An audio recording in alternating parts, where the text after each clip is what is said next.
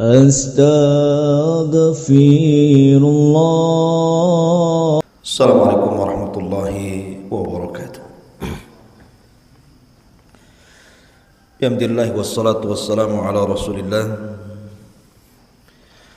wa ala alihi wa sahbihi wa mawalah wa la hawla wa la quwata illa billahi wa ba'du.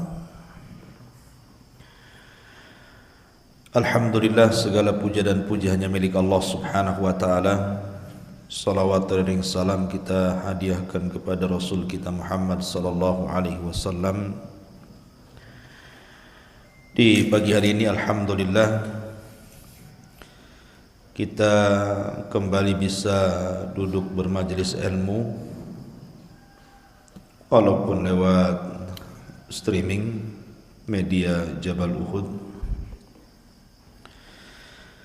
Kita kembali membahas Al-Qasas wal Quran,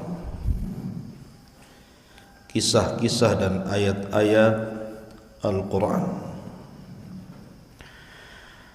Ma'asyiral muslimin yang dimuliakan Allah subhanahu wa ta'ala, kita tahu bahwa masing-masing para nabi itu diberikan mukjizat oleh Allah subhanahu wa ta'ala. Dan sering saya katakan bahwa keanehan di permukaan bumi itu ada 3 macam. Pertama mukjizat, dan itu khusus para nabi dan rasul. Yang kedua karamah, dan itu khusus pada wali-wali Allah. Kemudian yang ketiga sihir, dan itu yang dipelajari oleh para dukun dan yang semacamnya. Semua para nabi diberikan oleh Allah Azza wa Jalla mukjizat. Nabi Musa alaihi salatu wassalam diberikan tongkat dan tangan yang bercahaya. Nabi Isa juga sama diberikan mukjizat mampu mengobati berbagai macam penyakit, termasuk juga Nabi sallallahu alaihi wa ala alihi wasallam. Bahkan mukjizat terbanyak dari seluruh para nabi dan rasul adalah mukjizat nabi kita sallallahu alaihi wa ala alihi wasallam, mencapai 1000 lebih. Begitu keterangan para ulama. Suatu ketika orang-orang musyrik itu datang kepada Nabi sallallahu alaihi wasallam layaknya para pengikut para nabi sebelumnya. Mereka meminta bukti atas kenabiannya. Sama seperti di zaman Nabi Saleh. Wahai Saleh, kalau engkau memang seorang nabi, buktikan dengan mukjizat, keluarkan unta dari batu ini. Maka Saleh pun berdoa kepada Allah, kemudian keluar unta dari batu. Lah Nabi SAW juga diminta dengan hal yang sama. Kalau engkau seorang nabi dan rasul, buktikan dengan mukjizat dan keanehan. Maka Nabi SAW mengatakan, lalu apa yang kalian kehendaki dariku? Kemudian orang-orang musyrik Arab mengatakan, belahkan bulan menjadi 2 untuk kami. Bayangkan, membelah bulan ini bukan kayak belah roti. Membelah bulan ini sesuatu yang mustahil, kecuali karena kuasa Allah Azza wa Jalla. Tapi Allah subhanahu wa ta'ala kemudian mengijabah kehendak Nabi sallallahu alaihi wasallam. Ketika Nabi SAW mengisyaratkan kedua tangannya ke langit, telunjuknya ke langit, tiba-tiba bulan itu pecah menjadi 2. Ada yang mengatakan separuhnya jatuh persis di atas Jabal Abi Qubais yang sekarang jadi kerajaan. Jabal Abi Qubais ma'ruf di Mekah, ya. Dan separuhnya tetap tergantung pada porosnya dan disaksikan oleh seluruh manusia, bukan hanya orang Arab, karena bulan itu bisa dilihat dimanapun. Akhirnya Allah subhanahu wa ta'ala firmankan, iqtarabatis sa'atu wan syaqqal qamar wa in yarau ayatan yu'ridu wa yaqulu sihrun mustamir. Saat hari kiamat semakin dekat, maka bulan pun akan terbelah, kata Allah. Dan jika mereka orang-orang musyrikin melihat suatu tanda mukjizat, mereka berpaling dan berkata, ini adalah sihir yang datang dari Muhammad terus menerus. Ketika betul-betul kemudian bulan itu terbelah dan disaksikan semua manusia, bukannya mereka beriman kepada Rasulullah sallallahu alaihi wasallam, justru mereka teriak-teriak dan mengatakan, zahara sihru Muhammad, zahara sihru Muhammad, lihatlah tampak sihirnya si Muhammad itu. Bayangkan ya, dikasih mukjizat dibilang sihir. Ma'asyiral muslimin yang dimuliakan Allah Azza wa Jalla, ini satu kisah bagaimana kehebatan mukjizat Nabi sallallahu alaihi wasallam.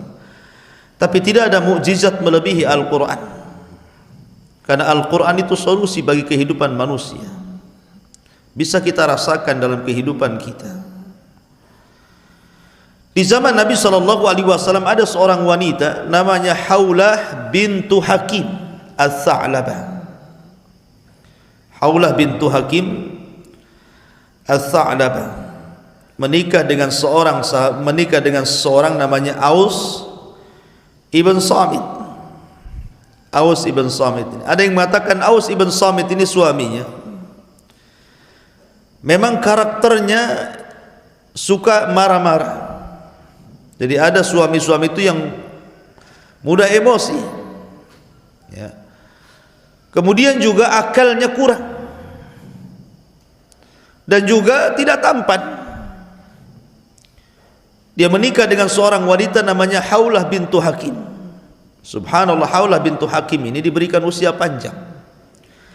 Dia hidup di masa Rasul sallallahu alaihi wasallam sampai di masa Umar bin Khattab radhiyallahu anhu. Jadi ketika Umar bin Khattab radhiyallahu anhu menjadi Amirul Mukminin, menjadi khalifah kedua setelah Abu Bakar Siddiq radhiyallahu anhu, Umar bin Khattab ini berjalan bersama pembantunya melihat-lihat pasar. Dan Umar itu kalau masuk pasar bawa pentungan, sebagaimana dijelaskan dalam kitab Fiqhus Sunnah miliknya Sayyid Sabiq dalam Kitabul Buyu. Umar bin Khattab itu kemana-mana bawa tongkat kalau masuk pasar itu. Nampak ada orang curang dagang saja dipukul, kayak polisi India. Pukul gitu. Pokoknya kalau ada yang curang langsung dipukul. Kemudian Umar selalu mengatakan, sebab kalianlah Allah tahan hujan-hujan dari langit, keluar kalian dari pasar ini. Karena Nabi sallallahu alaihi wasallam yang mengatakan,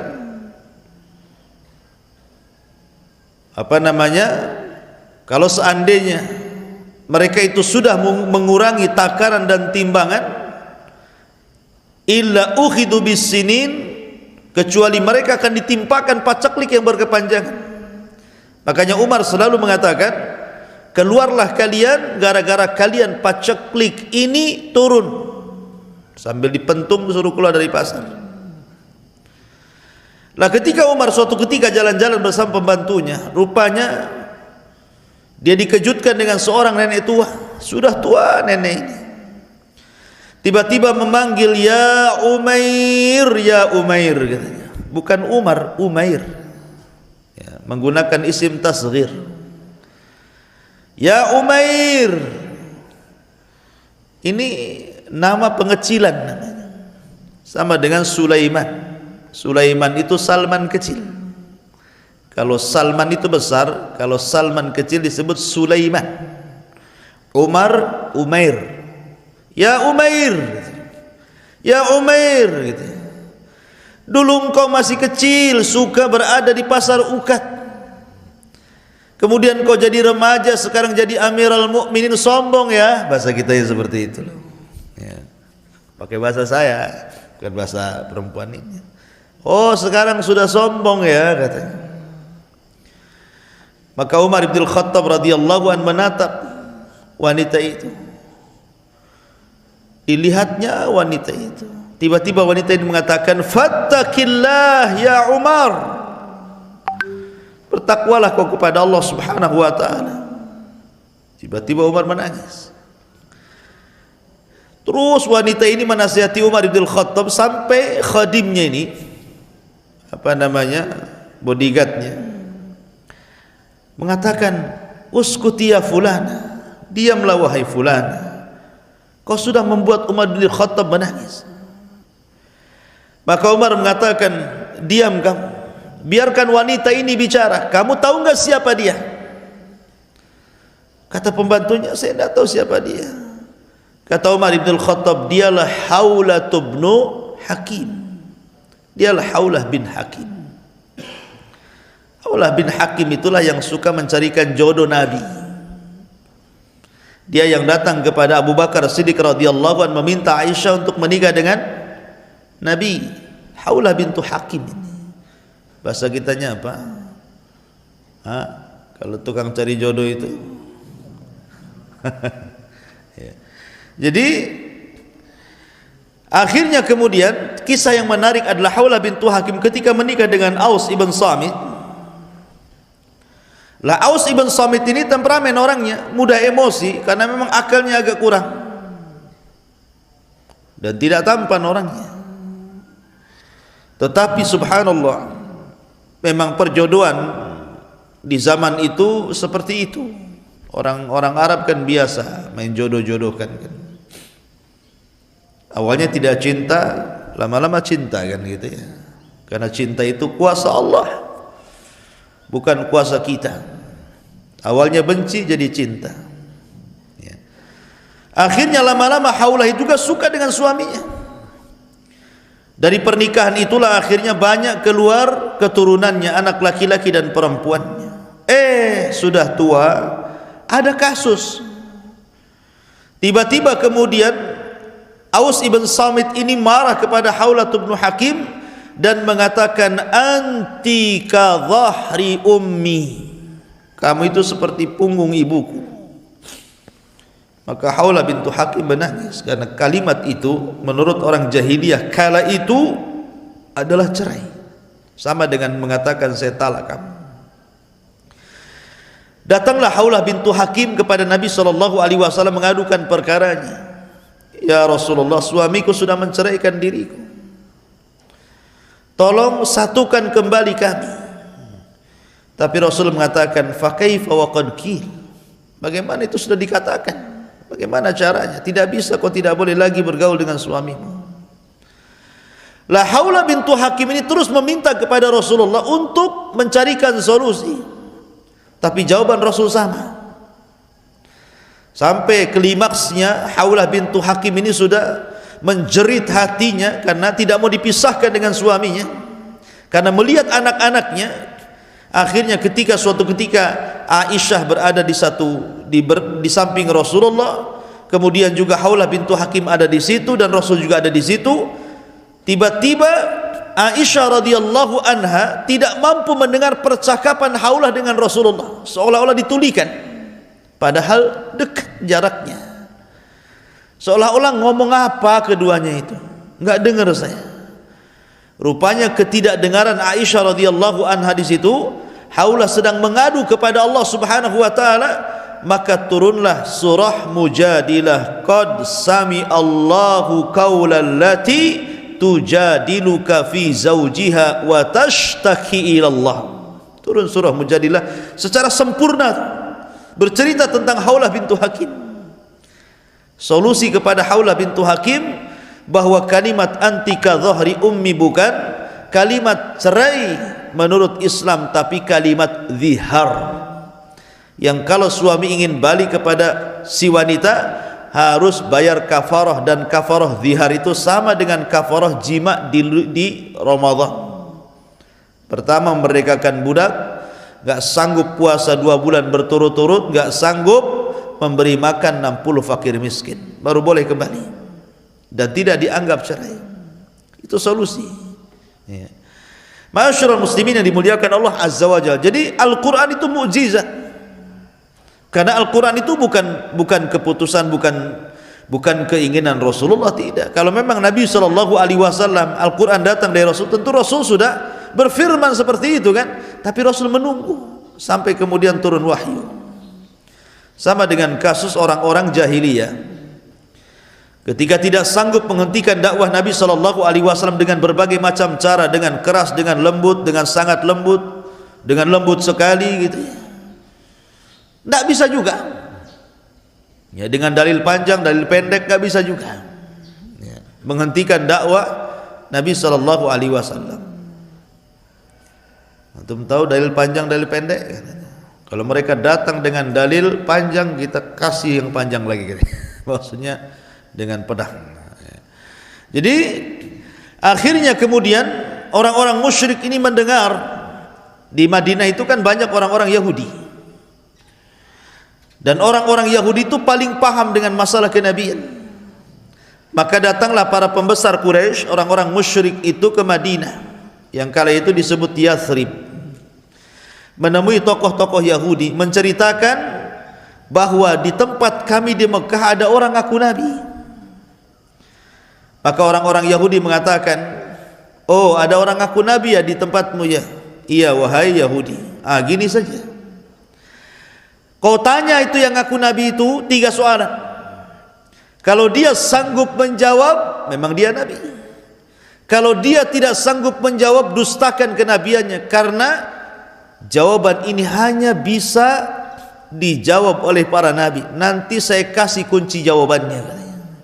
Kan enak tuh kalau ujian ada kunci jawaban tuh, pasti 100 nilainya, kecuali otaknya error gitu ya.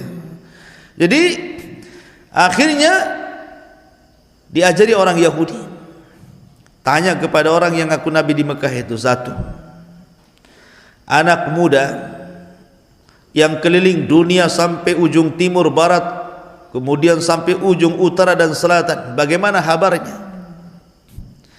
Yang kedua, anak-anak muda yang terjerembab dalam goa, kemudian ditidurkan ratusan tahun, bagaimana kondisinya?